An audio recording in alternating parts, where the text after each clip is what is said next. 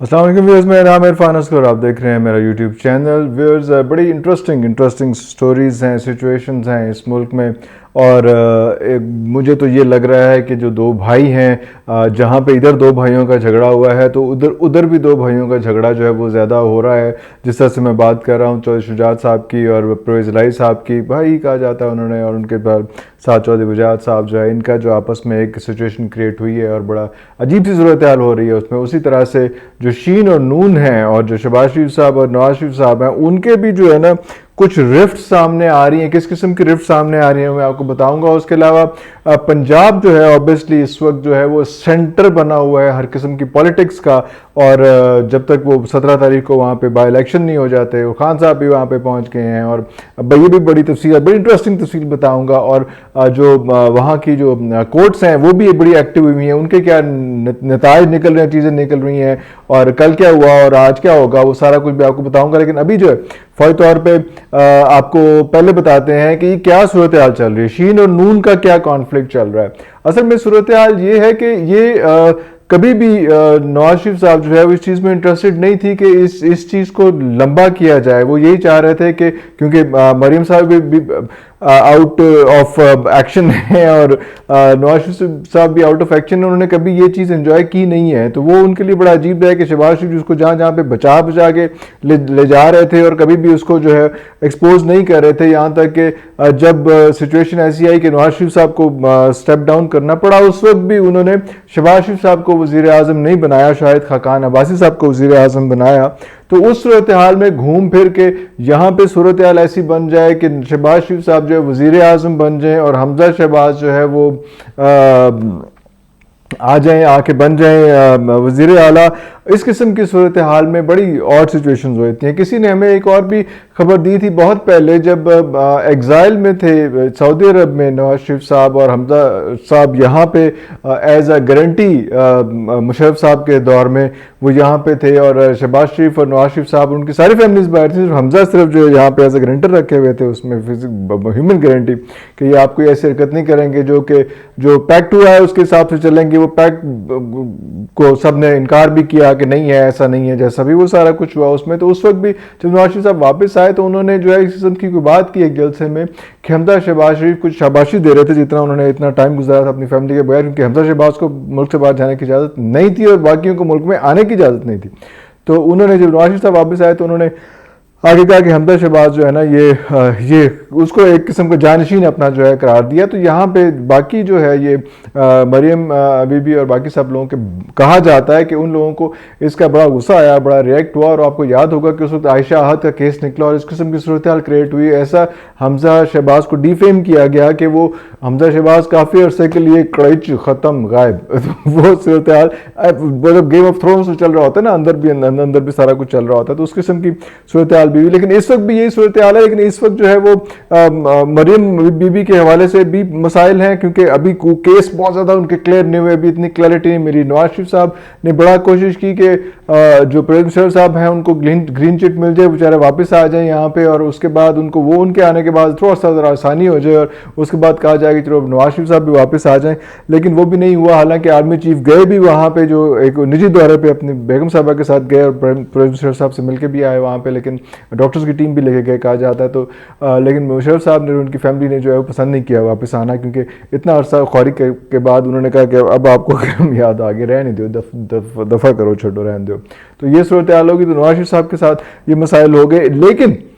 मैं जो बताना चाह रहा था कुछ और था, आपने बातों में लगा दिया। व्हाट इज दिस बिहेवियर यार। मैं ये बताना चाह रहा था कि इख्तलाफ कहाँ पे आ रहा है, कैसे आ रहा है, उसमें वो फाइनेंशियल पॉलिसीज के ऊपर आ रहा है। वो जो मिफ्ता इस्माइल साहब हैं वो ग्रुप है शहबाज शरीफ साहब का, और साथ जो है वो शायद खाकान अब्बासी के भी जो है वो उसमें दस्तराज हैं। और आपको पता है कि जिस वक्त इसहाक डार साहब भी जो है वो बाहर चले गए थे और नवाज शरीफ साहब भी नहीं थे, और यहाँ पे शायद खाकान अब्बासी साहब वज़ीर आज़म बने थे, तो उनके साथ फाइनेंस मिनिस्टर मिफ्ता इस्माइल बने थे। तो अब सूरत हाल ये बन रही है कि शहबाज शरीफ साहब की और इसहाक डार साहब की बहुत ज़्यादा नहीं बनती। पहले से कोई एक मसला था, शायद कोई इस किस्म की बात, अगर मैं गलत नहीं हूँ तो, कि वो एक दफ़ा वादा गवाह बन गए थे अपने हिसाब से उसमें शहबाज शरीफ साहब के हवाले से, और जो मनी ट्रेल वगैरह के सारे मसाइल थे तो उन्होंने एक दो जगहों पे बता दिया था कि यार ये जो पैसे जा रहे हैं वो यहाँ पे कौन सी खातून है जिसके थ्रू, जो बाहर की खातून है, सऊदी है या अरब खातून है कोई, उनके थ्रू जो है उनको तो उन्होंने बता दिया था। तो उसमें तो शहबाज शरीफ साहब जो है वो उस वक्त से उनके साथ बहुत ज़्यादा अच्छे ताल्लुकात नहीं हैं इसहाक डार साहब के, लेकिन अब क्योंकि वो फाइनेंशियल एक्सपर्ट हैं और बड़े हैवी किस्म के आदमी हैं, और यहाँ पे सूरत हाल क्या बन रही है, यहाँ पे सूरत हाल क्या बन रही है कि यहाँ मिफ्ता इस्माइल साहब जो है उनको चीज़ें काबू नहीं आ रही। आप देख रहे हैं कि वो रोज़ एक बजट दे रहे हैं, रोज़ एक बजट दे रहे हैं, रोज़ एक बजट दे रहे हैं, आज एवी चेंज, एवी चेंज, एवी चेंज, एवी कर लो, एवी कर लो, एवी कर लो। तो वो सूरत हाल काफ़ी ज़्यादा ख़राब हो रही है, जिस पर इसहाक डार साहब जो है बहुत सीख पाए, और हम आहिस्ता आहिस्ता आपको खबरें देते रहे कि इन दोनों की आपस में नहीं बन रही। इसहाक डार साहब जिन पॉलिसीज़ पे चलना चल रहे हैं, मिफ्ता साहब जो है वो उस पर वो नहीं चल रहे। तो मिफ्ता साहब क्योंकि अब उसके मेंबर नहीं है, ऑब्वियसली वो मेंबर नेशनल असेंबली नहीं है, तो 6 महीने से ज़्यादा जो है ना वो मिफ्ता इस्माइल साहब असेंबली के अंदर आ नहीं सकते। ये वो वाला रौला जो प्रोविंशियल असेंबली में जो है वो तारड़ साहब का हुआ था, और बड़ा उन्होंने कोई फाउल जेस्चर्स भी दिए थे, और उनको जो है वो उधर से पंजाब असेंबली से निकाल भी दिया गया था, उसमें वो चले भी गए थे। और उसके बाद फिर ये गवर्नर वाला इशू, वो इस पर भी हम आएंगे अभी, लेकिन वो सारा कुछ हुआ था। तो यहाँ पे मेरे 6 महीने से ज़्यादा वो यहाँ पे रहेंगे नहीं, लेकिन इसहाक डार साहब जो है उनके ऊपर केसेस थे, नैब के केसेस थे, और वो भी है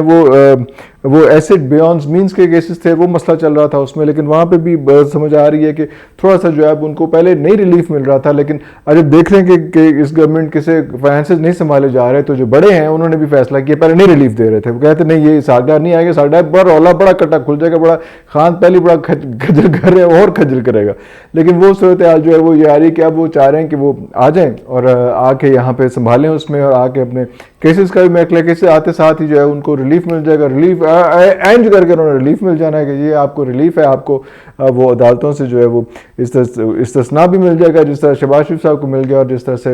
अदालतें जो है वो ऑब्वियसली डिसेंटली बिहेव करेंगे, सारा कुछ होगा। और वो आके सेनेटर पहले ही आके अपने सेनेट का ओथ लेंगे, और उसके हिसाब से वो अपना काम चल